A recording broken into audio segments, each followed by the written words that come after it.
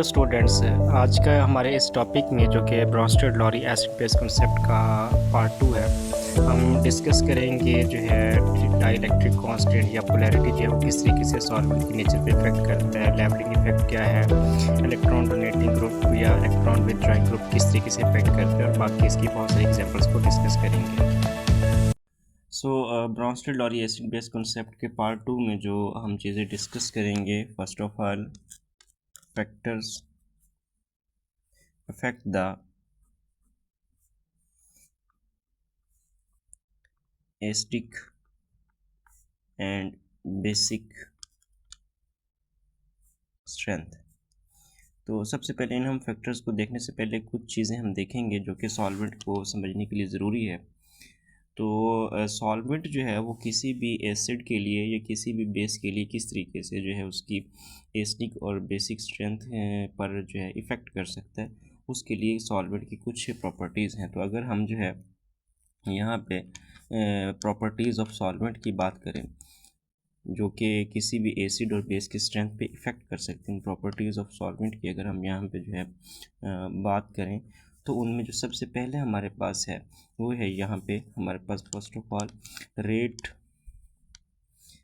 Of dielectric constant. तो ये बहुत ही इंपॉर्टेंट चीज़ होती है किसी भी सॉल्वेंट की, rate of dielectric constant. सबसे पहले हम समझते हैं कि ये जो डाई इलेक्ट्रिक कांस्टेंट है, डाइलेक्ट्रिक कांस्टेंट से क्या मुराद है।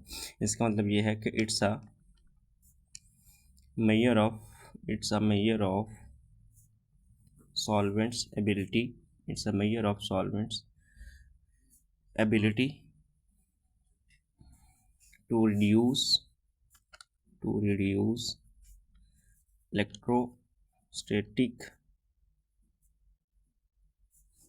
electrostatic forces of attraction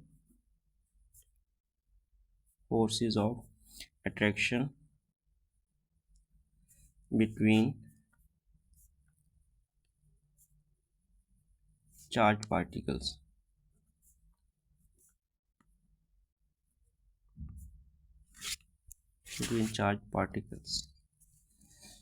या इसको आप आयन कह सकते हैं, डिजॉल्व इन इट। आप कह सकते हैं कि it's a dimensionless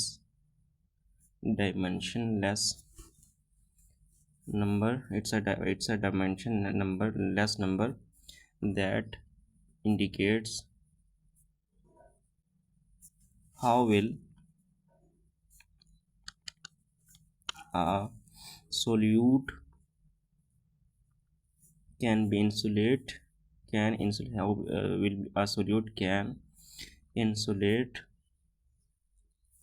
charges from each other। मैं चलें इसको जो है आसान कर देता हूँ। मिसाल के तौर पे हम जो है यहाँ पे एक एसिड ले लेते हैं HCl को, ठीक है, और इसका जो है हम यहाँ पे सॉल्वेंट यूज़ करते हैं वाटर को। तो जाहिर सी बात है कि हमारे पास यहाँ पे जो है HCl जब आयनाइज हो जाएगा H पॉजिटिव और Cl नेगेटिव को, और जब ये आयनाइज हो जाएगा तो आयनाइज होने के बाद क्या होगा कि जो वाटर के मॉलिक्यूल्स हैं वो इसको सराउंड कर लेंगे, इस H पॉजिटिव को, और Cl नेगेटिव को भी सराउंड कर लेंगे, इसको घेर लेंगे वाटर मॉलिक्यूल्स, जिससे क्या होगा कि ये दोनों जो आयन्स हैं ये इंसुलेट हो जाएंगे फ्रॉम ईच अदर। तो इस तरीके से जो है हमारे पास जो डाइलेक्ट्रिक कांस्टेंट है, ये बेसिकली हम इस एबिलिटी को चेक करते हैं सॉल्वेंट को, कि किस तरीके से जो आयन्स हैं किसी सोल्यूट के, उनके दरमियान जो इलेक्ट्रोस्टैटिक फोर्स ऑफ अट्रैक्शन है पॉजिटिव और नेगेटिव, इसको रिड्यूस करता है और इन आयन्स को इंसुलेट कर देता है, वापस जुड़ने नहीं देता।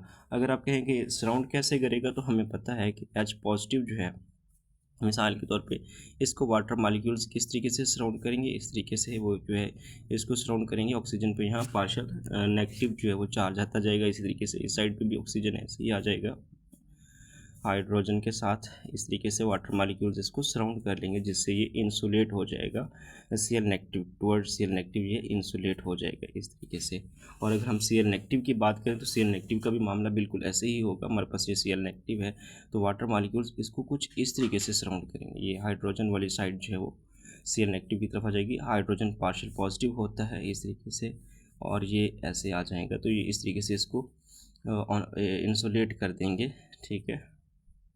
तो ये हम देख रहे हैं कि किस तरीके से जो है ये मामला जो है इस तरीके से इसको इंसुल्यूट कर रहा है एक दूसरे के साथ। तो अगर हम इसी वाटर को, इसी HCl को जो है अगर हम जो है ऐड करें किसमें, किसी जो है और हमारे पास जैसे हमारे पास होते हैं सॉल्वेंट, मिसाल के तौर पे आप इसके लिए C6H6 बेंजीन का इस्तेमाल करें, तो ये सेपरेट ही नहीं होगा। HCl जो है वो HCl ही रहेगा, वो आयोनाइज होगा ही नहीं। अब सवाल ये है कि ये आयोनाइज यहाँ पे क्यों नहीं हो रहा। वैसे तो यहाँ पे लाइक डिजॉल्व लाइक का भी रूल आता है कि HCl पोलर है और C6H6 जो है वो नॉन पोलर है, लेकिन उसकी भी ज़ाहिर वजह है। उसकी वजह जो है वो क्या है, वो हमारे पास है रेट ऑफ पोलैरिटी। तो यहाँ पे दूसरा पॉइंट जो हम डाइलेक्ट्रिक कांस्टेंट के बाद समझ रहे हैं वो रेट ऑफ पोलैरिटी है। अब पोलैरिटी क्या चीज़ होती है, यहाँ पे सबसे पहले तो हम पोलैरिटी को डिफाइन करते हैं। पोलैरिटी क्या है, डिस्ट्रीब्यूशन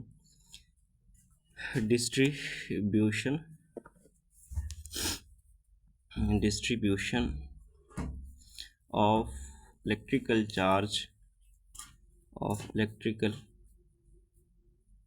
चार्ज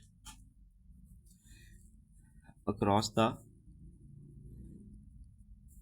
मॉलिक्यूल, ये एक हमारे पास है। और जो सॉल्वेंट में, जिस सॉल्वेंट की जितनी ज़्यादा पोलैरिटी होगी, मिसाल के तौर पे हम कहते हैं कि अगर हम यहाँ पे जो है अमोनिया को भी जो है एज सॉल्वेंट यूज़ करें, यहाँ पे हमारे पास जो है अमोनिया भी एज सॉल्वेंट यूज़ हो और वाटर भी एज सॉल्वेंट यूज़ हो, तो यहाँ पे पोलैरिटी इसके पास ज़्यादा है।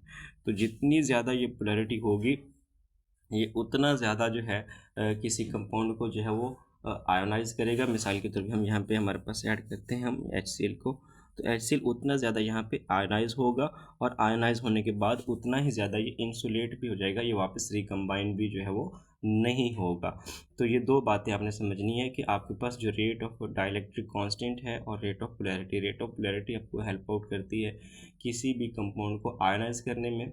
जो सॉल्वेंट जितना ज़्यादा पोलर होगा वो उतना ज़्यादा जो है किसी कंपाउंड का आयनाइज करेगा, और जो हमारे पास डाइलेक्ट्रिक कांस्टेंट पे जितना ज़्यादा होगा वो उतना उनको इंसुलेट कर देगा। उस सॉल्वेंट के जो सोल्यूट के जो आयन्स हैं उनको एक दूसरे के साथ जो है वो क्या कर देगा, उनको जो है वो यहाँ पे इंसुलेट कर देगा। अच्छा, तो इन जो दो बातें हमने समझी, इसमें एक और चीज़ भी इम्पॉर्टेंट है कि जितनी ज़्यादा पोलैरिटी होती है किसी भी सॉल्वेंट की, उसमें डाई इलेक्ट्रिक कांस्टेंट भी उतना ही ज़्यादा होता है। ये डायरेक्टली प्रोपोर्शनल एक दूसरे के साथ होते हैं। और दूसरी बात कि इसका जो ताल्लुक है वो किसी आयोनाइजेशन के साथ है, आयोनाइजेशन के साथ पोलैरिटी का ताल्लुक है, और इसका जो ताल्लुक है वो इंसुलेशन के साथ है, कि वो जो है आपके जो आयन्स हैं उनको, सोल्यूट के जो आयन्स हैं उनको जो है ये इंसुलेट कर देता है। और यहाँ पे हम जो तीसरा जो है इफ़ेक्ट है वो हमारे पास, वो यहाँ पे है सॉल्वेशन का। सॉल्वेशन बेसिकली क्या होती है कि अगर आपके सॉल्वेंट के पास जो है हाइड्रोजन बॉन्डिंग हो, ठीक है। सॉल्वेशन आप यूँ समझ सकते हैं कि पोलैरिटी के अंदर सिर्फ ion dipole forces of attraction है, और सॉल्वेशन में हमारे पास एक एडिशनल फोर्स होती है जिसका ताल्लुक हाइड्रोजन बॉन्डिंग के साथ होता है। तो जितनी ज़्यादा हाइड्रोजन बॉन्डिंग होगी उतनी ही ज़्यादा जो है वो एनर्जी रिलीज़ होती है। तो इसको हम सॉल्वेशन बोलते हैं, और इसका जो इफ़ेक्ट है वो हम डिस्कस इन लेटर करेंगे। ये हम आगे चल के जो है इसको डिस्कस करेंगे, अभी हम इसको डिस्कस नहीं कर रहे। अगर हम एनर्जी कॉन्सेंट्रेशन को देखें तो एनर्जी कॉन्सेंट्रेशन में कुछ टर्म्स हैं, उनको भी यहाँ पे क्लियर करना ज़रूरी है। एनर्जी कॉन्सेंट्रेशन में देखें हमारे पास जो है सबसे पहले होती है लैटिस एनर्जी। अगर हम सबसे पहले देखें तो सबसे पहले हमारे पास लैटिस एनर्जी होती है। ये लैटिस एनर्जी जो है क्या होती है, ये एनर्जी जो है रिलीज़ होती है जब हमारे पास कोई भी जो है क्रिस्टल लैटिस जो है, कोई भी क्रिस्टल लैटिस जो है वो जो है उसका जो क्रिस्टल लैटिस है जो वो जब भी ब्रेक होता है तो उसमें जो एनर्जी रिलीज़ होती है, रिलीज़ एनर्जी होती है, यहाँ पे आप इसको लिख लें, ये रिलीज़ एनर्जी है।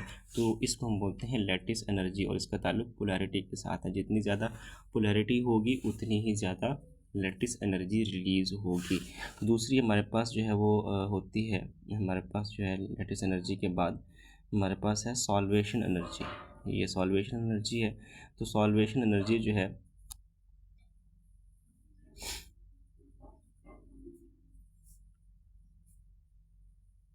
यहाँ पे हम देखेंगे सॉल्वेशन एनर्जी को। सॉल्वेशन एनर्जी भी जो है वो रिलीज़ होती है और इसका ताल्लुक भी जो है आपको मैंने जैसे बताया ये हाइड्रोजन बॉन्डिंग के साथ इसका ताल्लुक होता है। तो जितनी ज़्यादा स्ट्रॉन्ग हाइड्रोजन बॉन्डिंग है उतनी ही एनर्जी रिलीज़ होती है। तीसरे नंबर पे हमारे पास जो है वो डाई इलेक्ट्रिक कांस्टेंट आता है। तो डाई इलेक्ट्रिक कांस्टेंट बेटा जो है वो दो तरह के हो सकते हैं, या तो हाई डाई इलेक्ट्रिक कांस्टेंट हो या लो हो। अगर तो हाई होगा तो फिर मोर एनर्जी रिलीज़ होगी, मोर एनर्जी रिलीज़ होगी यहाँ पे रिलीज़ होगी, और अगर लो होगा तो फिर लो एनर्जी जो है वो रिलीज़ होगी। यहाँ पे ये बेसिक सा कॉन्सेप्ट है। और इस डाइलेक्ट्रिक कांस्टेंट का जो बेसिकली ताल्लुक है आप इसको कह सकते हैं कि ये आयन डाइपोल इंट्रैक्शन के साथ इसका जो है वो सीधा सीधा सा कॉन्सेप्ट है। और सॉल्वेशन एनर्जी का जैसे मैंने बताया कि वो हाइड्रोजन बॉन्डिंग है। तो अब हम समझते हैं कि हमारे पास जो है लेवलिंग इफेक्ट ऑफ सॉल्वेंट क्या है। Levelling effect of solvent, levelling effect of solvent. इसके लिए मैं आपको एक मिसाल समझाना चाहता हूँ, फिर मैं आपको जो है इसकी जो है बेसिक समझाऊंगा। मिसाल के तौर पे हमारे पास एक कंपटीशन हो और उस कंपटीशन में क्या हो कि हमने जो है हमारे जो कंपटीशन में हिस्सा लेने वाले हैं उन्हें वेट उठाना हो। मिसाल के तौर पे हमारे पास यहाँ पे जो है 3 एथलीट्स मौजूद हैं। यहाँ पे एथलीट नंबर 1 मौजूद है, एथलीट 1 हम इसको कहेंगे, ये एथलीट 2 मौजूद है और ये एथलीट 3 मौजूद है। अब इसकी जो वेट उठाने की कैपेबिलिटी है वो 60 kg है। फ़र्ज़ कर लें ये 60 kg ईज़िली उठा सकता है, और ये जो है ये 70 kg उठा सकता है, और ये फ़र्ज़ करें 80 kg जो है वो उठा सकता है। तो ये इनकी जो है एबिलिटी है जो ये कर सकते हैं। और हमने कंपटीशन में कितना रखा हुआ है, हमने 40 kg उठाने के लिए जो है टारगेट दिया हुआ है 40 kg का। तो सीधी सी बात है बेटा कि जो है हमारे पास ये तीनों एथलीट्स इक्वली अपनी पावर शो करेंगे, और वो तीनों के तीनों जो है वो इजीली इस वेट को उठा लेंगे। तो यहाँ पे जो हमारा टारगेट था कि हम देख सकें कि इन तीनों में जो है कौन से वाला एथलीट जो है वो ज़्यादा स्ट्रॉन्ग है, तो वो तो नहीं हो पाएगा, क्योंकि यहाँ पे हमारे पास जो तीनों एथलीट हैं वो इक्वली हमें स्ट्रॉन्ग नज़र आएंगे।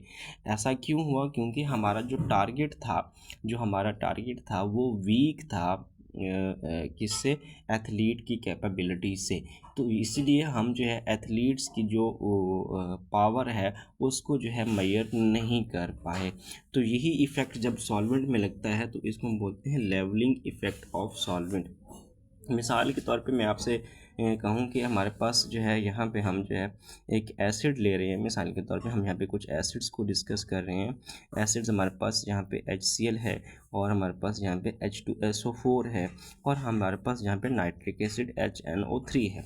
और यहाँ पे हम जो यहाँ पे ज़ाहिर है सॉल्वेंट यूज़ कर रहे हैं, फ़र्ज़ करें वो तीनों के अंदर हमारे पास वाटर है। H2O यहाँ पे भी सॉल्वेंट है, H2O यहाँ पे भी सॉल्वेंट है, और यहाँ पर भी H2O जो है वो एज अ सॉल्वेंट यूज़ हो रहा है।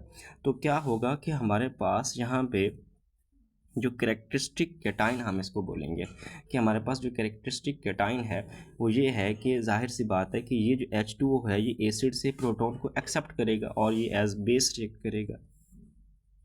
तो जब ये बेस रिएक्ट करेगा तो यहाँ H3O पॉजिटिव है। तो ये जो H3O पॉजिटिव कैटाइन है इन तीनों जगहों पे वो क्या है, वो वीक है। किससे वीक है, इन तीनों एसिड्स की निस्बत वीक है। तो ये जो एसिड्स हैं ये क्या है, ये स्ट्रॉन्ग हैं, और जो कैरेक्टरिस्टिक कैटाइन है इस सॉल्वेंट का H3O पॉजिटिव वीक है। तो यहाँ पे फिर हमें क्या नज़र आएगा, यहाँ पे हमें जो है ये तमाम के तमाम जो एसिड्स हैं वो कम्प्लीटली डिसोसिएट हो जाएंगे, और वो जो हमारा टारगेट था कि हम देख सकें कि इन तीनों एसिड्स में कौन से वाला एसिड ज़्यादा स्ट्रॉन्ग है वो कंप्लीट नहीं हो पाएगा। हमें ऐसे लगेगा कि ये तीनों के तीनों इक्वली स्ट्रॉन्ग हैं, हालांकि ऐसा होता नहीं है। लेकिन क्या हुआ कि कैरेक्टरिस्टिक कैटाइन क्योंकि वीक है इन एसिड्स के साथ, तो इसलिए ये जो है हमारे पास जो है हमें यहाँ पे जो है इनकी इक्वल पावर जो है वो नज़र आ रही है। इसी तरीके से हम कुछ और एग्जांपल्स को यहाँ पे डिस्कस करते हैं। तो मिसाल के तौर पे हम कुछ बेसिस को देखते हैं। हमारे पास सोडियम हाइड्रोक्साइड है फॉर एग्जांपल, ये हमारे पास एक बेस है। इसके अलावा हम देखते हैं पोटाशियम हाइड्रोक्साइड है और हमारे पास कैल्शियम हाइड्रोक्साइड है। ये हमने बेसिस ली और इसके लिए भी जो हम सॉल्वेंट यूज़ कर रहे हैं वो यहाँ पे वाटर को ही सॉल्वेंट यूज़ कर लेते हैं। ये सॉल्वेंट को हमने यहाँ पे यूज़ किया। तो यहाँ पे जो कैरेक्टरिस्टिक केटाइन ज़ाहिर है ये बेसिस हैं, तो बेसिस ने जो है क्या करना है, हमारे पास जो है आयनाइज होना है वाटर के अंदर। वाटर के अंदर पोलैरिटी भी है, वाटर जो है उसका डाइलेक्ट्रिक कांस्टेंट भी हाई है, तो ये आयनाइज होगा Na पॉजिटिव और प्लस जो है OH नेगेटिव में। अब ये जो OH नेगेटिव है वो इस का क्या है, कैरेक्टरिस्टिक कैटाइन है। यहाँ पर भी हमारे पास यही होगा, K पॉजिटिव आ जाएगा और प्लस OH नेगेटिव आ जाएगा। और यहाँ पे भी हमारे पास जो है क्या हो जाएगा, ये हमारे पास कैल्शियम 2 पॉजिटिव हो जाएगा प्लस हमारे पास 2 OH नेगेटिव हो जाएगा। तो ये सारे क्या हैं, कैरेक्टरिस्टिक कैटाइन है। और ये तीनों के जो कैरेक्टरिस्टिक कैटाइंस हैं ये वीक हैं। ये कैरेक्टरिस्टिक कैटाइंस जो हैं, सॉरी एनाइंस, मैं गलती से कह रहा था, ये जो कैरेक्टरिस्टिक एनाइंस हैं ये वीक हैं as compare to these bases. जब ये वीक हैं तो फिर ये तीनों के तीनों जो हमारे पास बेस हैं वो कम्प्लीटली डिसोसिएट हो जाएंगे। ये जो है तीनों बेसिस हैं जो ये बिल्कुल एस, जैसे यहाँ पे बेसिड्स थे, बेस एसिड्स थे वो भी, और यहाँ पे बेसिस, ये सारे के सारे कम्प्लीटली जो है वो डिसोसिएट हो रहे हैं वाटर के अंदर। तो हमारे पास जो है डिसोसिएट सी। सो जो हमारे पास यहाँ पे एक टारगेट था कि हम देख सकेंगे यहाँ पे कौन से जो है वो एसिड जो है वो स्ट्रॉन्ग है या कौन से जो बेसिस हैं वो स्ट्रॉन्ग है, वो यहाँ पे फेल होता हुआ नज़र आ रहा है। और ये जो सॉल्वेंट यहाँ पे यूज़ हो रहा है इसको हम यहाँ पे लेवलिंग सॉल्वेंट कहेंगे, जो कि इन तमाम एसिड्स या इन तमाम बेसिस की जो स्ट्रेंथ है उनको लेवल कर रहे हैं, उनको एक ही लाइन में कह रहा है। वो कह रहा है कि तुम तीनों के ऐसे तीनों एसिड स्ट्रॉन्ग है, हालांकि वो तीनों एक जैसे स्ट्रॉन्ग नहीं है, लेकिन यहाँ पे क्योंकि जो कैरेक्टरिस्टिक कैटाइन है एसिड के मामले में वो वीक है तीनों एसिड से, तो इसलिए यहाँ पे हमें एक जैसा टारगेट नज़र आ रहा है।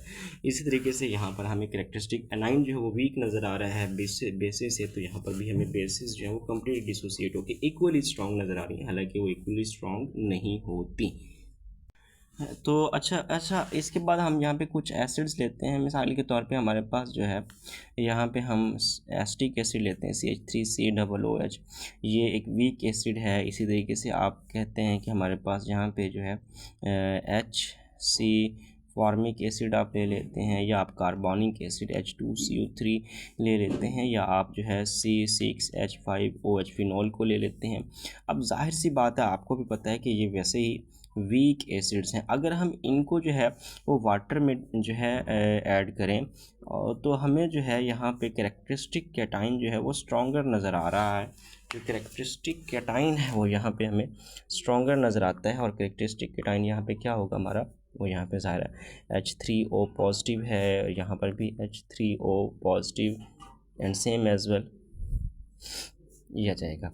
तो ये H3O पॉजिटिव है और ये फिर हमारे पास क्या आ जाएंगे CH3COO नेगेटिव, और यहाँ पे आ जाएगा हमारे पास आ जाएगा HCOO नेगेटिव एंड हमारे पास ये HCO3 नेगेटिव, और यहाँ पे हमारे पास C6H5O negative phenoxide ion आ जाएगा हमारे पास। तो यहाँ पे जो हमारे पास डिसोसिएशन है वो कंप्लीट नहीं होगी, क्योंकि ये तीनों चारों जो हमारे पास कंपाउंड्स हैं ये वीक हैं। ये यहाँ पे वीक एसिड्स हैं। किससे वीक हैं, कैरेक्टरिस्टिक कैटाइन यहाँ पे स्ट्रॉन्गर है। तो जब ये कैरेक्टरिस्टिक कैटाइन हमारे पास यहाँ पे स्ट्रॉन्गर है तो फिर यहाँ पे जो डिसोसिएशन है वो कम्प्लीटली नहीं होगी। जब ये कंप्लीट डिसोसिएशन नहीं होगी तो यहाँ पे फिर हमारे पास वाटर को हम यहाँ पे बोलेंगे as a differentiating solvent. Differentiating solvent ये यहाँ पे यूज़ हो रहा है क्योंकि इसने डिफरेंशिएट कर दिया है, फ़र्क कायम कर दिया है इन चारों कंपाउंड्स की एसिडिक स्ट्रेंथ के अंदर। तो यहाँ पे हम इसको डिफरेंशिएटिंग सॉल्वेंट, पिछली दोनों जो एग्जांपल्स हमने कोट की वहाँ पे ये एज अ लेवलिंग सॉल्वेंट इस्तेमाल हो रहा था, और यहाँ पे इन एसिड्स के लिए जो है ये डिफरेंशिएटिंग सॉल्वेंट के तौर पे इस्तेमाल हो रहा है। तो इसी तरीके से कुछ बेसिस भी हमारे पास बिल्कुल मौजूद हैं। जैसे हम देखते हैं हमारे पास अमोनिया है, हमारे पास जो है CH3NH2 है, हमारे पास C6H5NH2 है, और हमारे पास C5H5N है, पेरिडीन। तो ये जो हमारे पास है, इनके लिए भी जो हमारे पास यहाँ पे वाटर है वो क्या है, वो एज अ डिफरेंशिएटिंग सॉल्वेंट ही होगा, क्योंकि ये बेसिस भी वीक हैं, ये बेसिस भी वीक हैं। किससे वीक हैं, ये वीक हैं, ये सॉल्वेंट्स, ये जो हमारे पास बेसिस हैं ये वीक हैं। किससे वीक हैं, ओ एच नेगेटिव जो कैरेक्टरिस्टिक एनाइन है उससे जो है ये वीक नज़र आ रही है। तो फिर हमारे पास यहाँ पे जो है आफ्टर ऑल रिजल्ट क्या बनता है, वो कहता है यहाँ पे कि water can not support the existence of an acid या फिर कोई बेस, ठीक है, जो कि स्ट्रॉन्गर हो किससे, स्ट्रॉन्गर देन, अगर वो एसिड है तो फिर वो स्ट्रॉन्गर हो H3O पॉजिटिव से, एंड अगर कोई वो बेस हो तो वो स्ट्रॉन्गर हो OH नेगेटिव से, उसकी जो है एग्जिस्टेंस है उसको सपोर्ट नहीं कर सकता। ऐसे जो एसिड्स और बेस हैं जो कि H3O पॉजिटिव और OH नेगेटिव से स्ट्रॉन्गर होंगे रिस्पेक्टिवली, तो वो फिर कम्प्लीटली डिसोसिएट होंगे। और जो एसिड और बेस इन कैरेक्टरिस्टिक केटाइन से वीक होंगे वो जो है हमारे पास यहाँ पे एज आ, उनके लिए फिर water as a differentiating solvent के तौर पे इस्तेमाल होगा। ये बड़ा बेसिक सा कॉन्सेप्ट है। चलें अब हम यही जो लेवलिंग इफ़ेक्ट का किरदार है वो हम देखते हैं अमोनिया के लिए। मिसाल के तौर पे हम अगर हम यहाँ पे HCl जो है ले लें और हम यहाँ पे जो है HBr ले लें, ठीक है, हमारे पास HBr है, हमारे पास HI है और जो है हमारे पास ये है, और इसकी एडिशन हम कर दें मिसाल के तौर पे अमोनिया के साथ। अब यहाँ पे अमोनिया क्या है, ये सॉल्वेंट है, ठीक है। तो इनमें से कोई एक भी एसिड, मैं चले वो बहुत ज़्यादा जो है उसको नीचे नहीं लिख रहा, हम नॉर्मली लिख रहे हैं। तो यहाँ पे कैरेक्टरिस्टिक केटाइन NH4 पॉजिटिव है। अब बात यह है कि ये जो तीनों एसिड्स हैं ये स्ट्रॉन्गर हैं इस कैरेक्टरिस्टिक केटाइन से। तो ये जो तीनों एसिड्स हैं हमारे पास, ये जो है अगर NaHCl होगा तो वो Cl नेगेटिव में आ जाएगा, और अगर हमारे पास HBr है तो वो Br नेगेटिव में आ जाएगा, और हमारे पास HI है तो वो I नेगेटिव के अंदर आ जाएगा। और यहाँ पे जो ये वाटर सॉल्वेंट है ये एज आ लेवलिंग सॉल्वेंट के तौर पर यूज़ होगा। क्यों, क्योंकि जो कैरेक्टरिस्टिक केटाइन है वो वीक है। किससे वीक है, वो इन एसिड से वीक है। यहाँ पे जो एसिड्स हैं वो इससे स्ट्रॉन्गर हैं, तो यहाँ पे कंप्लीट डिसोसिएशन होगी और ammonia as a levelling solvent इस्तेमाल करेगा।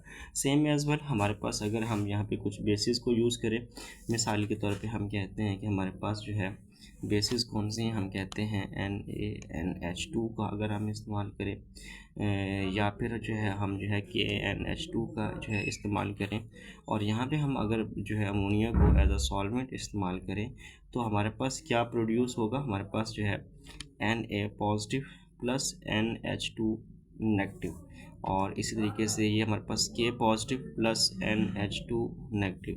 तो यहाँ ये जो NH2 है ये हमारे पास कैरेक्टरिस्टिक एनाइन है, तो इसको हम बोलेंगे ये कैरेक्टरिस्टिक एनाइन है। और ये कैरेक्टरिस्टिक एनाइन जो है ये भी हमारे पास यहाँ पे क्या है, ये वीक है। हमारे पास ये कैरेक्टरिस्टिक केटाइन जो सॉरी एनाइन जो है ये वीक है। किन से वीक है, इन बेसिस से ये जो है वीक है। तो यहाँ पर भी हमें कंप्लीट डिसोसिएशन नज़र आएगी, और ये अमोनिया यहाँ पे एज अ लेवलिंग सॉल्वेंट के तौर पे इस्तेमाल होगा इन स्ट्रॉन्ग बेसिस के लिए। हाँ अच्छा, अब हम देखते हैं कि क्या हमारे पास कुछ ऐसे एसिड और बेस हैं जिनके लिए ammonia as a differentiating use होगा। तो हम देखते हैं कि यहाँ पे हमारे पास जो है मिसाल के तौर पे हम यहाँ पे कहते हैं CH3COOH, हमारे पास जो है इसी तरीके से हम कहते हैं C6H5OH है हमारे पास, या फिर हमारे पास HCN है। तो ये बहुत ही वीक हैं जो है एसिड्स हैं। तो ये इनके लिए अगर हम जो है अमोनिया यूज़ करें तो यहाँ पे अमोनिया जो है इन एसिड्स के लिए एज अ डिफरेंशिएटिंग सॉल्वेंट के तौर पे यूज़ होगा। क्यों डिफरेंशिएटिंग सॉल्वेंट के तौर पे यूज़ होगा, क्योंकि जो हमारे पास NH4 पॉजिटिव कैरेक्टरिस्टिक केटाइन है वो जो है वो स्ट्रॉन्गर है इन तमाम एसिड से, तो यहाँ पे हमारे पास फिर ammonia as a differentiating solvent के तौर पे इस्तेमाल होगा। सेम एज वेल कुछ बेसिस भी हमारे पास, वो कौन सी बेसिस हैं, वो हमारे पास C6H5NH2 है हमारे पास, C5H5N पैरिडीन है हमारे पास, या फिर हमारे पास CH3NH2 है। तो ये जो है इनके लिए भी अमोनिया यहाँ पे जो है वो डिफरेंशिएटिंग सॉल्वेंट के तौर पे इस्तेमाल होगा। डिफरेंशिएटिंग सॉल्वेंट के तौर पे क्यों यूज़ हो रहा है, क्योंकि यहाँ पे जो कैरेक्टरिस्टिक एनाइन है NH2, वो NH2 नेगेटिव, वो जो है वो स्ट्रॉन्गर है इन तमाम बेसिस की निस्बत। तो यहाँ पे हमारे पास फिर रिज़ल्ट क्या बना, क्योंकि रिज़ल्ट हमारे पास यहाँ पे जो है वो ये आएगा कि अमोनिया जो है वो can not bear existence of acid या फिर बेस जो कि स्ट्रॉन्गर हों किससे, अगर वो एसिड है तो फिर वो NH4 पॉजिटिव से स्ट्रॉन्गर हो, अगर वो बेस है तो फिर वो NH2 से स्ट्रॉन्गर हो, उसकी एग्जिस्टेंस को बेयर नहीं कर सकता, और इनके लिए फिर वो एज अ लेवलिंग सॉल्वेंट इस्तेमाल होगा। और जो इन कैरेक्टरिस्टिक कैटाइन और एनाइन से स्ट्रॉन्गर होंगे एसिड एंड बेस रिस्पेक्टिवली, उनके लिए जो है फिर ammonia as a differentiating solvent के तौर पे इस्तेमाल होगा। एक और जो लास्ट एग्जांपल है उसको हम यहाँ पे डिस्कस करेंगे, और ये जो हमारे पास वैसे एग्जांपल्स तो और भी हैं, सल्फ्यूरिक एसिड है। चले मैं यहाँ पे ना रिएक्शंस के बगैर लिखता जाता हूँ कि हमारे पास जो है मिसाल के तौर पे HClO4 है, या फिर हमारे पास जो है यहाँ पे HF है।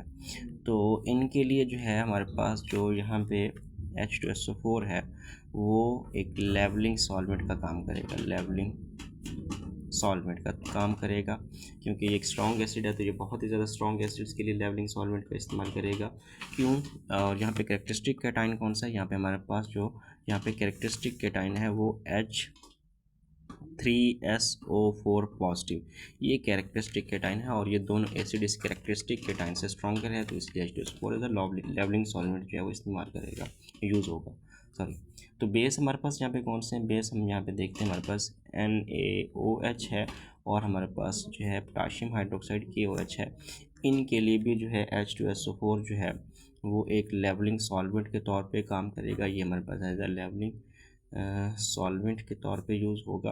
क्यों, क्योंकि यहाँ पे जो कैरेक्टरिस्टिक एनाइन है वो हमारे पास है HSO4 नेगेटिव, तो ये जो HSO4 नेगेटिव है, ठीक है, ये हमारे पास जो है वीक है इन दोनों बेसिस की निस्बत, तो ये हमारे पास क्योंकि वीक है तो यहाँ पर भी, और यहाँ पे H3O पॉजिटिव भी जो है हमारे पास जो है ये वीक है किन से, इन एसिड से, तो ये एसिड्स जो हैं वो स्ट्रॉन्गर हैं, और किस से, H3O पॉजिटिव से, और ये जो है स्ट्रॉन्गर हैं किस से, ये HSO4 नेगेटिव से जो है वो स्ट्रॉन्गर हैं, तो इसलिए यहाँ पे ये एज अ लेवलिंग सॉल्वेंट के तौर पे इस्तेमाल होगा। इसी तरीके से हमारा जो लास्ट यहाँ पे एग्जांपल हम कोट करने जा रहे हैं वो हमारे पास जो है एसिटिक एसिड की है। सो एसिटिक एसिड जो है वो हमारे पास जो है इतना एक वीक एसिड है कि वो नॉर्मली डिफरेंशिएटिंग सॉल्वेंट के तौर पे ही काम करता है। आप इसमें मिसाल के तौर पे HClO4 को ले लें, ठीक है, इसी तरीके से आप जो है यहाँ पे HCl4 ले लें, आप यहाँ पे HCl ले लें, आप यहाँ पे HBr ले लें, ये सारे के सारे अगर आप जो है एडिशन कर रहे हैं किसमें, एसिटिक एसिड के अंदर, तो ये सारे के सारे जो है ये स्ट्रॉन्गर हैं किससे, ये जो हमारे पास यहाँ पे कैरेक्टरिस्टिक कैटाइन है CH3COOH2 पॉजिटिव, तो ये कैरेक्टरिस्टिक कैटाइन हमारा है, और ये जो तीनों जो है हमारे पास एसिड्स हैं ये क्या हैं, ये स्ट्रॉन्गर हैं, ये स्ट्रॉन्गर हैं, ये स्ट्रॉन्गर हैं किससे, इस कैरेक्टरिस्टिक कैटाइन सॉरी, ये जो है ये तीनों जो एसिड्स हैं वो यहाँ पे क्या है, स्ट्रॉन्गर नहीं है, वीकर हैं, ये वीक हैं इस कैरेक्टरिस्टिक कैटाइन से। तो यहाँ पे भी हमारे पास जो ये एसिटिक एसिड है ये एज अ डिफरेंशिएटिंग जो सॉल्वेंट के तौर पे यूज़ हो, डिफरेंशिएटिंग सॉल्वेंट के तौर पे इस्तेमाल होगा। कुछ बेसिस को हम यहाँ पे डिस्कस कर लेते हैं। हमारे पास CH3COONA है, हमारे पास जो है यहाँ पे हम जो है अगर हम इसके लिए जो यूज़ करें एसिटिक एसिड को, तो ये हमारे पास क्या हो जाएगा, CH3COO नेगेटिव प्लस हमारे पास आ जाएगा Na पॉजिटिव। ठीक है, तो ये इसमें आ जाएगा। तो यहाँ पे हमारे पास ये कैरेक्टरिस्टिक एनाइन है, और ये जो है हमारे पास जो यहाँ पे बेसिस हैं वो क्या है, वो वीकर हैं इस कैरेक्टरिस्टिक एनाइन से। तो यहाँ पर भी हमारे पास जो एसिटिक एसिड है वो डिफरेंशिएटिंग सॉल्वेंट के तौर पे इस्तेमाल होगा। अच्छा, और कौन सी जो है वो बेसिस हैं इसमें हमारे पास देख लेते हैं। हमारे पास एक CH3COOK है हमारे पास, इसके अलावा हमारे पास NaOH है हमारे पास, या इसके अलावा हमारे पास NH3 है। तो इन तमाम बेसिस के लिए जो एसिटिक एसिड है वो एज अ डिफरेंशिएटिंग सॉल्वेंट के तौर पे इस्तेमाल होगा। और जो है लेवलिंग सॉल्वेंट की एग्जांपल्स मैंने आपको समझा दी, किस तरीके से अमोनिया या वाटर या सल्फ्यूरिक एसिड जो है वो एज अ लेवलिंग सॉल्वेंट कुछ कंपाउंड्स के लिए इस्तेमाल होंगे, और कुछ के लिए, कुछ एसिड्स और बेसिस के लिए, और कुछ के लिए जो है वो एज अ डिफरेंशिएटिंग सॉल्वेंट भी इस्तेमाल होंगे। डिपेंड करता है कैरेक्टरिस्टिक केटाइन के ऊपर। ये तो हमने देखा कि effect of electron donating groups and electron withdrawing groups. So यहाँ पे हम लिखते हैं कि effect of electron withdrawing group and effect of electron donating group. बड़ी सीधी सी बात है कि अगर हम यहाँ पे देखें कि हमारे पास कोई भी एक ग्रुप है, ये हमारे पास एक ग्रुप G है, और इसके साथ कोई जो है इलेक्ट्रॉन विदड्रॉइंग ग्रुप मौजूद है, इलेक्ट्रॉन विदड्रॉइंग ग्रुप, यानी कि ऐसा जो हमारे पास यहाँ पे ग्रुप मौजूद है जो इलेक्ट्रॉन्स को अपनी तरफ अट्रैक्ट कर रहा है। कौन से इलेक्ट्रॉन्स को, जो यहाँ बीच में जिनके जरिए बॉन्ड बना हुआ है उन इलेक्ट्रॉन्स को। तो हमारे पास स्ट्रक्चर ये होगा। इसका नतीजा ये निकलेगा कि हमारे पास जो इलेक्ट्रॉन डेंसिटी है वो इलेक्ट्रॉन विदड्रॉइंग ग्रुप्स पे इंक्रीज़ करी जाएगी। यहाँ पे हमारे पास इलेक्ट्रॉन डेंसिटी जो है वो यहाँ पे इंक्रीज़ कर जाएगी, और यहाँ से जो हमारा ग्रुप्स है यहाँ से डिस्पर्स हो जाएगी। यहाँ पे जो इलेक्ट्रॉन डेंसिटी है वो क्या हो जाएगी, वो डिस्पर्स हो जाएगी, यानी कि कम हो जाएगी। इलेक्ट्रॉन डेंसिटी जो है वो यहाँ पे डिस्पर्स हो जाएगी। डिस्पर्स जब होगी तो फिर क्योंकि इस ग्रुप को क्या चाहिए, इस ग्रुप को तो इलेक्ट्रॉन ही चाहिए ना, और वो इलेक्ट्रॉन तो इससे दूर चले गए हैं, तो फिर इसके यहाँ पे रहने का फ़ायदा नहीं है। तो यहाँ पे हमारे पास जो है ये जो ग्रुप है वो यहाँ से इजीली जो है वो लॉस हो सकता है। यहाँ पे लॉस जो है इस ग्रुप का वो इजी हो सकता है। अच्छा, ये जो हमारे पास इफ़ेक्ट है, ये जो दो इलेक्ट्रॉन विदड्रॉइंग ग्रुप की तरफ थोड़ा सा चले गए हैं, तो ये जो हमारे पास इफ़ेक्ट है इसको हम बोलते हैं नेगेटिव इंडक्टिव इफेक्ट। ये हमारे पास नेगेटिव इंडक्टिव इफेक्ट है। और ये नेगेटिव इंडक्टिव इफेक्ट से क्या हो रहा है कि ये जो हमारे पास यहाँ पे ग्रुप है, यहाँ पे जो हाइड्रोजन मौजूद है उसको यहाँ से लॉस करवाना जो है वो क्या हो रहा है, आसान हो रहा है। तो ये जो नेगेटिव इंडक्टिव इफेक्ट है इलेक्ट्रॉन विदड्रॉइंग ग्रुप की वजह से, जो नेगेटिव इंडक्टिव इफेक्ट है वो इंक्रीज़ कर रहा है। क्या कर रहा है, वो इंक्रीज़ कर रहा है। किसको इंक्रीज़ कर रहा है, एसिडिक स्ट्रेंथ को जो है वो इंक्रीज़ करता है, यानी कि वो जो है ज़्यादा इजी बनाता है H पॉजिटिव की डोनेशन को।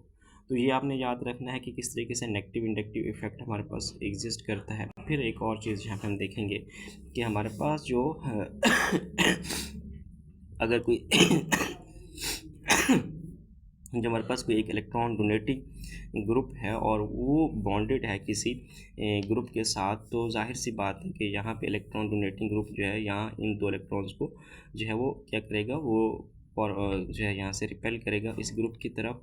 तो इससे क्या होगा कि हमारे पास इलेक्ट्रॉन डेंसिटी जो है वो इंक्रीज़ कर जाएगी। इलेक्ट्रॉन डेंसिटी जो है वो इंक्रीज़ करेगी। कहाँ पे इंक्रीज़ करेगी, ऑन ग्रुप। और यहाँ पे अगर हम बात करें तो H पॉजिटिव पे, तो H positive electron density increase करेगी। तो फिर जब इस H को क्या चाहिए था, इलेक्ट्रॉन चाहिए थे, वो इसको मिल गए हैं इजीली। तो फिर यहाँ पे हमारे पास जो है यहाँ पे एसिडिक स्ट्रेंथ जो है डिक्रीज़ करेगी। और ये जो हमारे पास इलेक्ट्रॉन डोनेटिंग ग्रुप से ये जो इफेक्ट आया है इसको हम बोलते हैं पॉजिटिव इंडक्टिव इफेक्ट।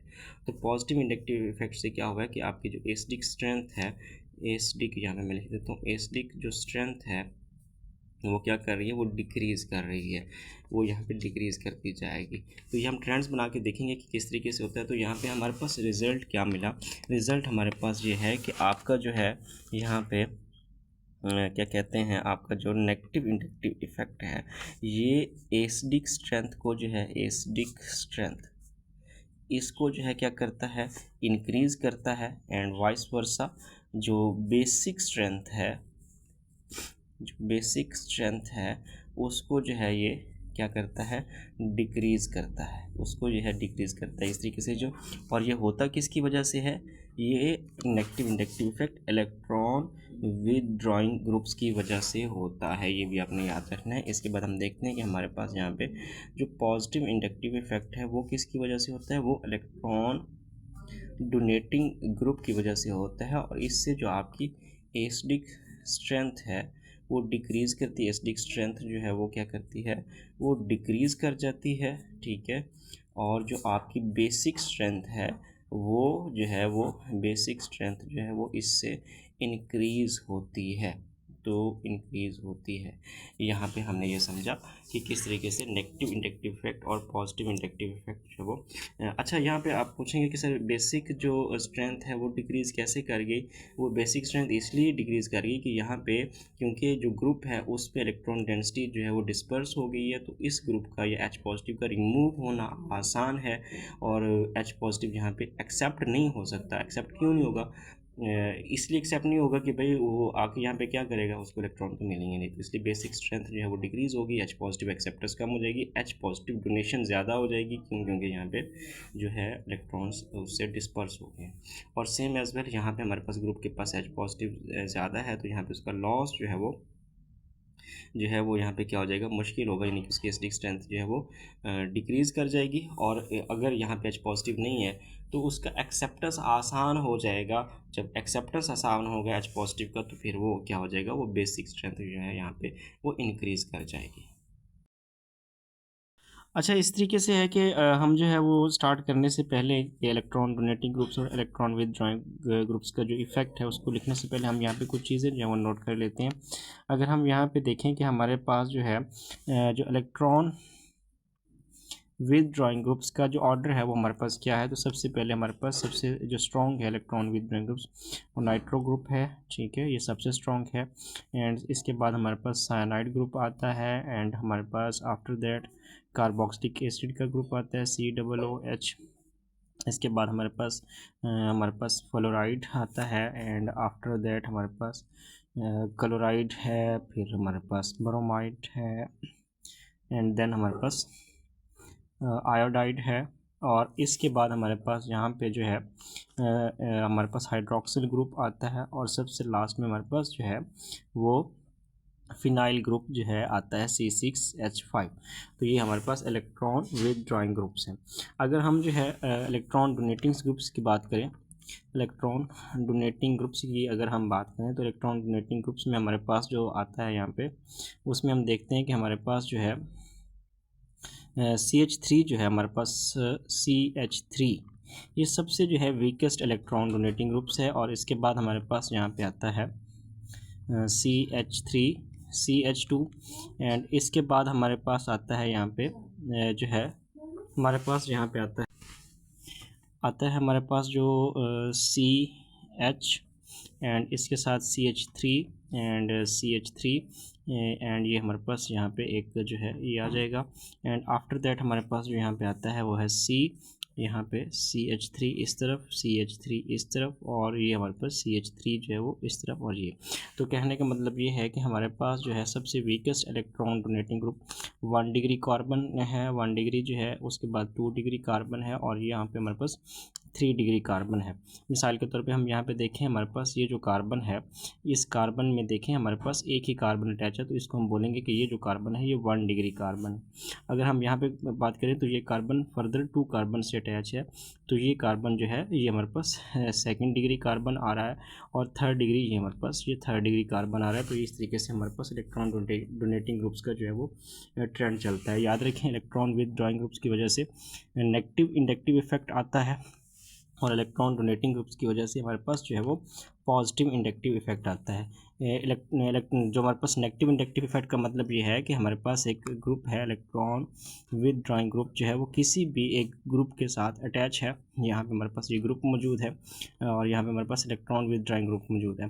मिसाल के तौर पे हम जो है एक इलेक्ट्रॉन विदड्रॉइंग ग्रुप ले लेते हैं और ये अटैच है किसके साथ, हाइड्रोजन के साथ। तो अब यहाँ पे क्या होगा, इलेक्ट्रॉन विदड्रॉइंग ग्रुप जो है इलेक्ट्रॉन डेंसिटी को अपनी तरफ जो है वो क्या करेगा, शिफ्ट कर लेगा। तो यहाँ पे हमारे पास जो है हाइड्रोजन पे इलेक्ट्रॉन डेंसिटी कम हो जाएगी। हाइड्रोजन को तो इलेक्ट्रॉन ही चाहिए था ना, इसलिए अटैच है। तो जब इससे इलेक्ट्रॉन डेंसिटी जो है वो इससे दूर चली जाएगी, ये इस पर डिस्पर्स हो जाएगी, कम हो जाएगी, तो फिर यहाँ पे इस हाइड्रोजन का जो लॉस होना हो जाएगा, जो लॉस होगा वो हमारे पास क्या हो जाएगा, वो ईजी हो जाएगा। जब ईजी हो जाएगा तो हम कहेंगे कि ये हमारे पास एसिडिक जो करैक्टर है वो क्या हो गया, वो इंक्रीज़ हो गया है। इसी तरीके से अगर हम यहाँ पे देखें कि हमारे पास जो है एक इलेक्ट्रॉन डोनेटिंग ग्रुप हमारे पास मौजूद है, कोई भी इलेक्ट्रॉन डोनेटिंग ग्रुप है और वो किससे बॉन्डेड है, वो एक जो है मिसाल के तौर पे किसी हाइड्रोजन एटम से अटैच है, तो क्या होगा कि वो इलेक्ट्रॉन डेंसिटी को शिफ्ट करेगा हाइड्रोजन की तरफ। तो हाइड्रोजन पे इलेक्ट्रॉन डेंसिटी क्या हो जाएगी, इंक्रीज़ हो जाएगी। तो यहाँ पे फिर हाइड्रोजन का लॉस होना मुश्किल हो जाएगा। तो यहाँ पे हम देखेंगे कि यहाँ पे हमारे पास जो है यहाँ पे एसिडिक करैक्टर है वो क्या हो जाएगा, एसिडिक करैक्टर जो है वो क्या हो जाएगा, वो डिक्रीज़ हो जाएगा। डिक्रीज़ होने का मतलब ये है कि यहाँ पे फिर बेसिक करैक्टर क्या होगा, या बेसिक करैक्टर यहाँ पे क्या हो जाएगा, फिर बेसिक करैक्टर यहाँ पे इंक्रीज़ कर जाएगा पॉजिटिव इंडक्टिव इफेक्ट के साथ। और जब यहाँ पे एसिडिक करैक्टर इंक्रीज़ करेगा तो फिर बेसिक करैक्टर जो है वो यहाँ पे डिक्रीज़ कर जाएगा। तो बेसिक करैक्टर जो है यहाँ पे जो है डिक्रीज़ कर जाएगा। तो आप आसान लफ्ज़ों में याद रखें कि नेगेटिव इंडक्टिव इफेक्ट का ताल्लुक नेगेटिव इंडक्टिव इफेक्ट जो है वो एसिडिक करैक्टर को इंक्रीज़ करता है, और जो पॉजिटिव इंडक्टिव इफेक्ट है वो बेसिक करैक्टर को इंक्रीज़ करता है। आसान लफ्ज़ों में याद रखें। मिसाल के तौर पर हम यहाँ पर देखते हैं कि हमारे पास फॉर्मिक एसिड है, H है, C डबल बॉन्ड O है एंड OH है, एंड हमारे पास यहाँ पे CH3 C double bond O है एंड OH हमारे पास यहाँ पे मौजूद है। अब सीधी सी बात है कि यहाँ पे हमारे पास कोई जो है कार्बन जो है वो 1 डिग्री नहीं है, और अगर हम यहाँ पे देखें तो यहाँ पे हमारे पास 1 डिग्री कार्बन मौजूद है। और ये जो 1 डिग्री कार्बन है ये क्या करेगा, ये यहाँ पे हमारे पास जो है हमारे पास ये जो है इलेक्ट्रॉन डोनेटिंग ग्रुप है। तो यहाँ पे हमारे पास जो ये CH3 है ये यहाँ से इस तरफ इलेक्ट्रॉन डोनेशन करेगा।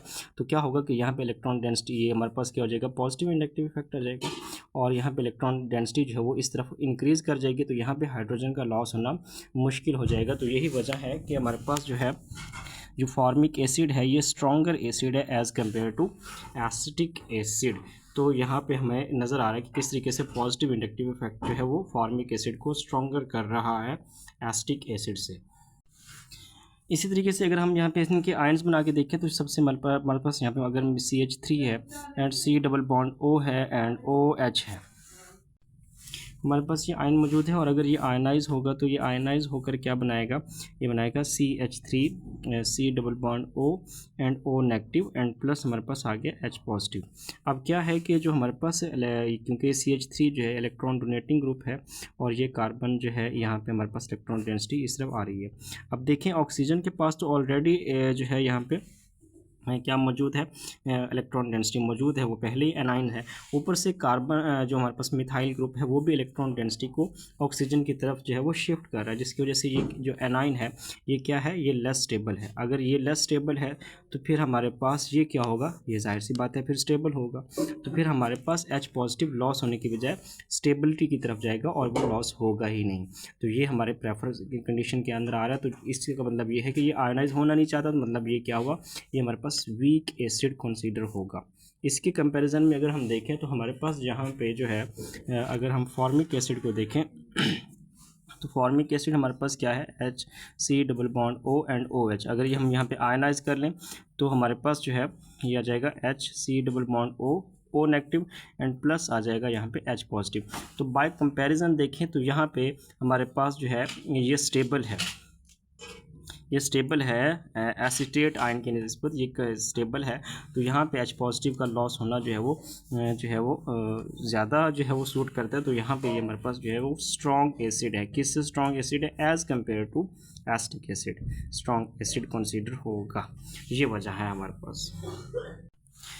यहाँ पे हम एक एग्जांपल ले रहे हैं। हमारे पास 4 एसिड्स हैं। एक हम ले रहे हैं यहाँ पे CH3COOH हम यहाँ पे ले रहे हैं। फिर हम यहाँ पे ले लेते हैं एक CH3 and CH2 and COOH, ये हमारे पास आ गया। इसी तरीके से फिर हम यहाँ पे लेंगे, हमारे पास जो है यहाँ पर हमारे पास जो है एक और ग्रुप आ जाएगा। कैसे कि हम CH लेंगे, इसके साथ 2 CH3 और जोड़ देंगे यहाँ पे ऐसे, और यहाँ पे आ जाएगा COOH, यानी कि यहाँ पे हमारे पास जो कार्बन है वो सेकंड डिग्री है। इसी तरीके से हम यहाँ पे एक और एसिड ले रहे हैं कि हमारे पास ये C है, इसके साथ 3 CH3 हम जो है और जोड़ देंगे इस तरीके से, और यहाँ पे हमारे पास जो है ये आ जाएगा क्या आ जाएगा, यहाँ पे हमारे पास ये आ जाएगा COOH। अब यहाँ पे हम देखते हैं कि हमारे पास सबसे जो है वो स्ट्रॉन्ग एसिड कौन सा है। तो सीधी सी बात है कि आपका जो है यहाँ पे ये जो 3 डिग्री कार्बन है, ये सबसे स्ट्रॉन्ग इलेक्ट्रॉन डोनेटिंग ग्रुप है यहाँ पे, ये इस तरफ, ठीक है, जो कि इसको जो है इस तरीके से अगर हम यहाँ पे देखें तो ये कम इलेक्ट्रॉन डोनेटिंग ग्रुप है, यहाँ पर भी है, यहाँ पे। तो हमारे पास यहाँ पे स्ट्रेंथ ये बनेगी कि इन चारों एसिड्स में हमारे पास CH3 एसिटिक एसिड COOH ये ज़्यादा जो है वो स्ट्रॉन्गर है। किससे? प्रोपानोइक एसिड, ये हमारे पास एसिटिक एसिड है। एसिटिक एसिड स्ट्रॉन्गर है किससे? प्रोपानोइक एसिड से। हमारे पास ये आ जाएगा C2H5COOH, आप इसको कह सकते हैं, ये प्रोपानोइक एसिड है। तो एसिटिक एसिड जो है वो प्रोपानोइक एसिड से स्ट्रॉन्गर है, और ये प्रोपानोइक एसिड जो है ये स्ट्रॉन्गर है किससे? आइसोब्यूटायरिक एसिड से। आइसोब्यूटारिक हमारे पास क्या है कि CH3 2 टाइम है हमारे पास, और CH एंड COOH, ये आइसोब्यूटारिक एसिड, और ये स्ट्रॉन्गर है किससे? ये हमारे पास स्ट्रॉन्गर है ट्राई मिथाइल एसिटिक एसिड से। तो ये स्ट्रॉन्गर है हमारे पास किससे? ये स्ट्रॉन्गर है, हम यहाँ पे लिखेंगे CH3, यहाँ पे हम लिखेंगे ये हमारे पास आ गया CH3 कितनी दफ़ा है? 3 टाइम C एंड COOH। इसको हम यहाँ पे लिखेंगे कि ये हमारे पास क्या है? ये है ट्राई मिथाइल एसिटिक एसिड, इसको हम बोलेंगे ट्राई मिथाइल एसिटिक एसिड से ये स्ट्रॉन्गर है। तो यहाँ पर भी हमारे पास बेसिकली जो सबसे ज़्यादा जो है inductive effect, positive inductive effect, वो किसके अंदर है? वो यहाँ पे है सबसे स्ट्रॉन्गर, और यहाँ पर भी पॉजिटिव इंडक्टिव इफेक्ट है, लेकिन वो इससे कम है, और यहाँ पे हमारे पास पॉजिटिव इंडक्टिव इफेक्ट इससे कम है, और यहाँ पर भी पॉजिटिव इंडक्टिव इफेक्ट है, लेकिन सबसे कम positive inductive effect acetic acid के अंदर है। यहाँ पे ऐसे है और यहाँ पे ऐसे है। तो जहाँ पे कम पॉजिटिव इंडक्टिव इफेक्ट है वही हमारा स्ट्रॉन्गर एसिड, और जहाँ पे सबसे ज़्यादा पॉजिटिव इंडक्टिव इफेक्ट है वो हमारा सबसे ज़्यादा स्ट्रॉन्गर एसिड कहलाएगा। इसी तरीके से अब हम यहाँ पे एक और एग्जांपल यहाँ पे कंसीडर करेंगे। हमारे पास यहाँ पे है क्लोरो एसिटिक एसिड मौजूद है, Cl and CH2 and C double bond O and OH एक एसिड है, और एक और हमारे पास एसिड है यहाँ पे एसिटिक एसिड को, चलिए हम ले लेते हैं CH3 है and C double bond O and OH। अब सवाल ये है कि इन दोनों एसिड्स में कौन सा एसिड जो है वो स्ट्रॉन्गर है। तो हम जानते हैं कि ये जो क्लोराइड है हमारे पास ये इलेक्ट्रॉन विदड्राइंग ग्रुप है, तो यहाँ पे नेगेटिव इंडक्टिव इफेक्ट मौजूद है, और यहाँ पे हमारे पास देखें तो हमारे पास जो है सिर्फ मिथाइल ग्रुप मौजूद है जो कि इलेक्ट्रॉन डोनेटिंग ग्रुप है, तो यहाँ पे पॉजिटिव इंडक्टिव इफेक्ट मौजूद है। तो बड़ी सीधी सी कैलकुलेशन है कि जिसमें नेगेटिव इंडक्टिव इफेक्ट है वो स्ट्रॉन्गर एसिड होगा किससे? ये पॉजिटिव इंडक्टिव इफेक्ट वाले से ये स्ट्रॉन्गर एसिड होगा। उसकी वजह क्या है? उसकी वजह ये है कि हमारे पास जो है क्लोरो एसिटिक एसिड को अगर हम यहाँ पे देखें तो ये हमारे पास है Cl है, CH2 है and C double bond O and OH है। अगर ये आयनाइज हो जाएगा तो ये कैसे होगा? ये हो जाएगा Cl and CH2 and C double bond O and OH, और प्लस हमारे पास आ जाएगा H पॉजिटिव, सॉरी ये H यहाँ पे नहीं आता, ये O नेगेटिव हो जाएगा इस तरीके से। अब यहाँ पे हमें पता है कि ये जो क्लोरीन है ये क्या है? इलेक्ट्रॉन विदड्राइंग ग्रुप है, तो ये इलेक्ट्रॉन डेंसिटी को अपनी तरफ खींचेगा और यहाँ ऑक्सीजन पे इलेक्ट्रॉन डेंसिटी को डिस्पर्स करेगा। अब यहाँ पे जो है एनाइन यहाँ से ऑक्सीजन से जितनी ज़्यादा इलेक्ट्रॉन डेंसिटी वापस की तरफ डिस्पर्स होगी तो ये एनाइन जो है ये उतना स्टेबल होता जाएगा। जब ये स्टेबल हो जाएगा तो फिर हमारा H पॉजिटिव की यहाँ पे ज़रूरत नहीं रहेगी, तो यहाँ पे H पॉजिटिव का लॉस होना आसान है। तो जब ये स्टेबल है तो फिर यहाँ पे ये क्या है, ये अनस्टेबल है। अनस्टेबल क्यों है, ये इसलिए है कि हाइड्रोजन को इलेक्ट्रॉन डेंसिटी चाहिए थी, लेकिन ये जो हैलोजन है ये इलेक्ट्रॉन डेंसिटी को इधर से डिस्पर्स कर रहा है, अपनी तरफ खींच रहा है। तो ये अनस्टेबल है और ये स्टेबल है, तो यहाँ पे हमें नज़र आ रहा है कि यहाँ पे H पॉजिटिव का लॉस होना ज़्यादा फेवरेबल है। तो ये क्या हो जाएगा, फिर ये स्ट्रॉन्गर एसिड हो जाएगा। तो ये वजह है इसके पीछे, और जो हमारे पास वजह है एसिटिक एसिड की उसको हम पहले ही डिस्कस कर चुके हैं। यहाँ पर हम जो है एक और एग्जांपल जो है वो लेंगे। हमारे पास जो है मिसाल के तौर पे यहाँ पे हमारे पास बोरोन है, और बोरोन के साथ जो है हम 2 मिथाइल ग्रुप ले लेते हैं, 3 CH3 सॉरी 3 मिथाइल, क्योंकि बोरोन की वैलेंसी 3 होती है। एक हमारे पास ये हो गया, और इसी तरीके से हमारे पास यहाँ पे एक और बोरोन है, और यहाँ पे हमारे पास हाइड्रोजन है एंड हाइड्रोजन है। और इसी तरीके से हमारे पास बोरोन ट्राईफ्लोराइड है, BF3 है हमारे पास। इस तरीके से चले मैं ले लेता हूँ। अब जाहिर सी बात है, आपको पता होगा कि बोरोन जो है वो इलेक्ट्रॉन डेफिसिट होता है। डेफिसिट कैसे है, चलिए मैं यहाँ पे आपको अगर दिखाऊं तो बोरोन के जो वैलेंस शेल है उसके वैलेंस शेल में होते हैं 3 इलेक्ट्रॉन। हमारे पास जो बोरोन होता है उसका एटॉमिक नंबर है 5, और ये होता है 1s2 and 2s2 and 2p1। तो ये इसका K शेल है और ये इसका L शेल है। तो ये इसका वैलेंस शेल आएगा जिसमें 2 एंड 1 3 इलेक्ट्रॉन्स हैं। तो ये हमारे पास यहाँ पे 3 इलेक्ट्रॉन्स मौजूद हैं। इस तरीके से अगर मैं यहाँ पे एक हाइड्रोजन ले लूँ, इधर से भी एक हाइड्रोजन ले लूँ, इधर से भी एक हाइड्रोजन ले लूँ, तो ये एक म्यूचुअल शेयरिंग, ये एक म्यूचुअल शेयरिंग और ये एक म्यूचुअल शेयरिंग हो जाएगा। तो हमें यहाँ पे पता है कि 2 4 एंड 6। तो बोरोन के पास जो है एक लॉन पेयर डेफिसिट होता है। तो बोरोन जो है वो क्या करता है, ये लॉन पेयर डेफिसिट है, और जब ये डेफिसिट है तो फिर ये क्या होगा, ये लॉन पेयर एक्सेप्टर है। और लॉन पेयर एक्सेप्टर जो हमारे पास मॉलिक्यूल होता है वो लेविस एसिड होता है। अभी हमने लेविस एसिड को जो है डिस्कस नहीं किया, बहरहाल ये भी एक एग्जांपल है जो मैं इसको साथ ही डिस्कस कर लेता हूँ। तो हमें पता है कि ये तीनों के तीनों क्या हैं, एसिड्स हैं। कौन से एसिड्स हैं, ये लेविस एसिड्स हैं, तीनों के तीनों यहाँ पे लेविस एसिड्स हैं, और ये लॉन पेयर एक्सेप्ट करेंगे। तो अब सवाल ये है कि इन तीनों के अंदर जो है वो स्ट्रॉन्गर एसिड कौन सा है।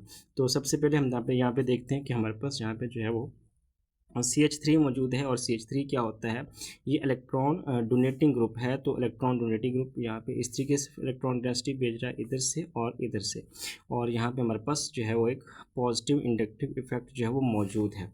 इसी तरीके से अगर हम यहाँ पर देखें तो हमारे पास जो है जो फ्लोरीन है वो क्या है, इलेक्ट्रॉन विदड्रॉइंग ग्रुप है। तो ये इलेक्ट्रॉन डेंसिटी को अपनी तरफ खींच रहा है इस तरीके से, और यहाँ पर हमारे पास नेगेटिव इंडक्टिव इफेक्ट मौजूद है।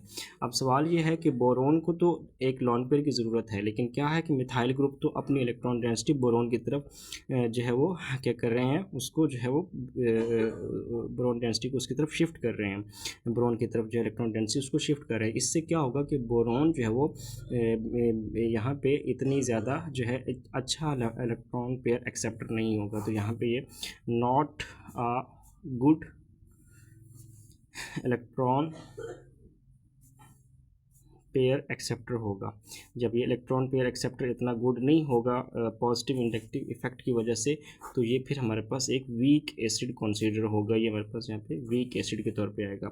और उसके मुकाबले में हम यहाँ पे देखते हैं बोरोन। तो यहाँ पे क्या है कि इलेक्ट्रॉन डेंसिटी बोरोन को तो वैसे ही लॉन पेयर डेफिसिट है, इसके ऊपर कमी है लॉन पेयर की, उसके बावजूद जो है इलेक्ट्रॉन डेंसिटी भी और बोरोन से जो है वो क्या हो रही है, डिस्पर्स हो रही है। जो उसके पास है वो भी उससे डिस्पर्स हो रही है, तो जिससे ये एक बहुत ही अच्छा जो है वो लॉन पेयर एक्सेप्टर हो जाएगा। तो ये हमारे पास गुड लॉन पेयर एक्सेप्टर होगा, जिससे हमारे पास ये क्या हो जाएगा, ये एक स्ट्रॉन्ग एसिड बन जाएगा। तो ये हमारे पास यहाँ पे एक स्ट्रॉन्ग एसिड के तौर पे आएगा। तो यहाँ पे हमारे पास जो है जो सबसे वीक एसिड है हमारे पास वो कौन सा है, ये हमारे पास सबसे वीक एसिड है। और उसके बाद हमारे पास ये है, और उसके बाद हमारे पास जो है सबसे जो स्ट्रॉन्ग एसिड है वो BF3 है, क्योंकि इसमें नेगेटिव इंडक्टिव इफेक्ट है। और वीक एसिड हमारे पास BA जो हमारे पास मौजूद है ग्रुप, ये हमारे पास सबसे जो है क्या कहते हैं वीक एसिड है, और ये हमारे पास मॉडरेट एसिड है। तो इस तरीके से हम यहाँ पे जो है इसकी जो है क्या कहते हैं एसिडिक स्ट्रेंथ, लेविस एसिड्स की स्ट्रेंथ को जो है वो देख सकते हैं। इसके बाद हम यहाँ पे देखते हैं कि हमारे पास जो है एक और एग्जांपल को हम यहाँ पे डिस्कस करेंगे। ये बेसिस की एग्जांपल है। मिसाल के तौर पे हम यहाँ पे जो है तीन एग्जांपल्स को यहाँ पे डिस्कस करते हैं। एक तो हमारे पास यहाँ पे अमोनिया है NH3, और यहाँ पे हमारे पास इसके पास लॉन पेयर है। इसी तरीके से हम यहाँ पे ले लेते हैं एक और NH2 है हमारे पास, और यहाँ पे हमारे पास जो है वो साथ में R है। इसी तरीके से हम जो है एक और एग्जांपल ले लेते हैं। हमारे पास जो है एक और N है, इसके साथ 2 R आ जाते हैं, और एक हाइड्रोजन है, और इसके पास यहाँ पे लॉन पेयर है। इसी तरीके से हम यहाँ पे एक चौथी एग्जांपल भी लेंगे कि हमारे पास जो है हमारे पास RN, और यहाँ पे भी R और यहाँ पर भी R है, और ये हमारे पास लॉन पेयर मौजूद है। अब जाहिर सी बात है कि हमारे पास जो है यहाँ पे जो R है ये क्या है, ये R जो है हमारे पास इलेक्ट्रॉन डोनेटिंग ग्रुप है। तो ये इलेक्ट्रॉन डेंसिटी को इस तरीके से शिफ्ट करेगा, और ये इस तरीके से शिफ्ट करेगा, और ये इस तरीके से शिफ्ट करेगा। अब जाहिर सी बात है कि हमारे पास जो है आप जो है इसको दोनों तरीके से कंसीडर कर सकते हैं।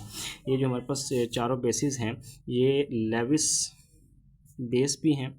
ये लेविस बेस क्यों है, क्योंकि ये जो है हमारे पास जो है लॉन पेयर डोनर हो सकती हैं, लॉन पेयर डोनर हो सकती हैं। इसी तरीके से हम इनको ब्रॉन्स्टेड बेसिस भी कह सकते हैं,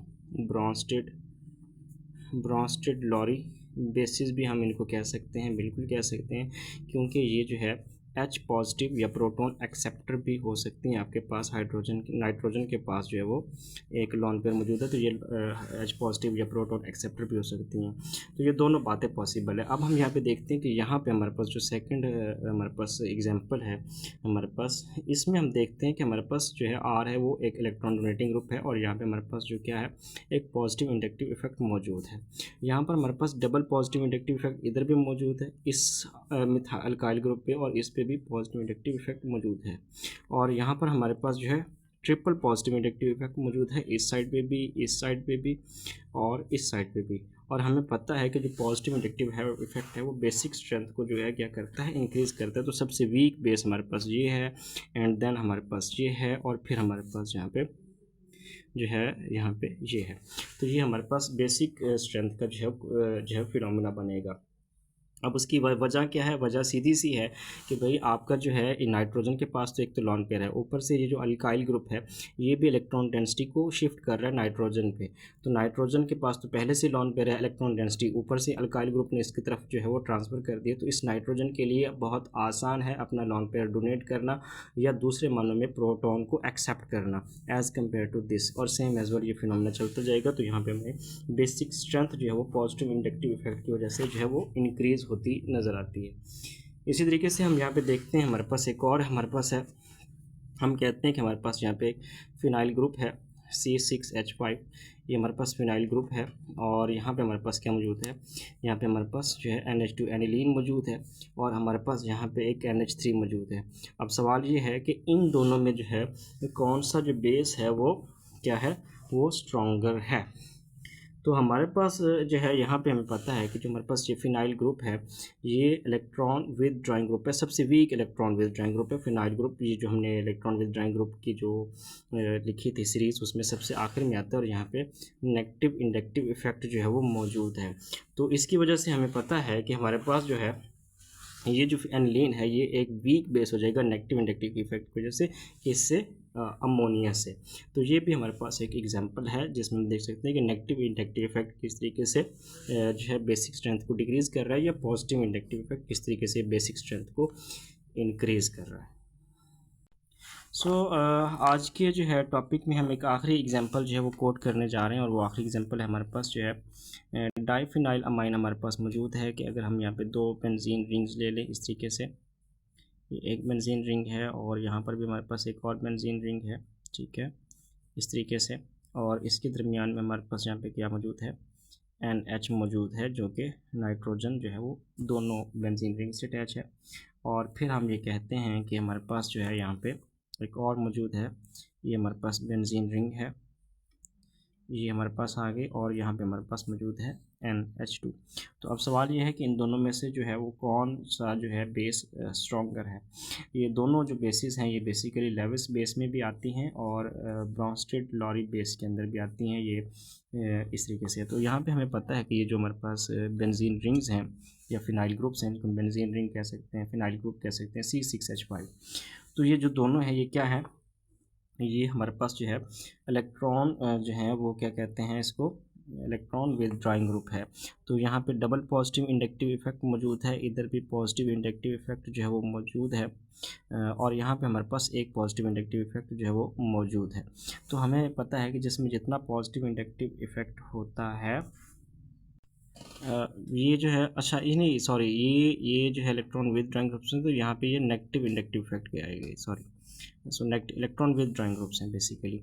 तो यहाँ पे हमारे पास जो है डबल नेगेटिव इंडक्टिव इफेक्ट, जो जितना नेगेटिव इंडक्टिव इफेक्ट मौजूद होता है हमारे जो है बेस उतनी ही वीक होती है, जितना पॉजिटिव इंडक्टिव इफेक्ट होता है उतनी ही बेस जो है वो स्ट्रॉन्गर होती है। तो यहाँ पे हमें पता है कि ये जो हमारे पास बेस है ये वीकर बेस होगी एनिलीन की निस्बत। इन फार्मूलाज को जो है हम इस तरीके से भी लिख सकते हैं, C6H5 2 टाइम्स एंड NH, ये वीक बेस है किससे, C6H5NH2 से। तो ये इस तरीके से भी पेपर में आ सकते हैं, ये दोनों तरीके से फार्मूलाज मैंने आपके सामने लिख दिए हैं।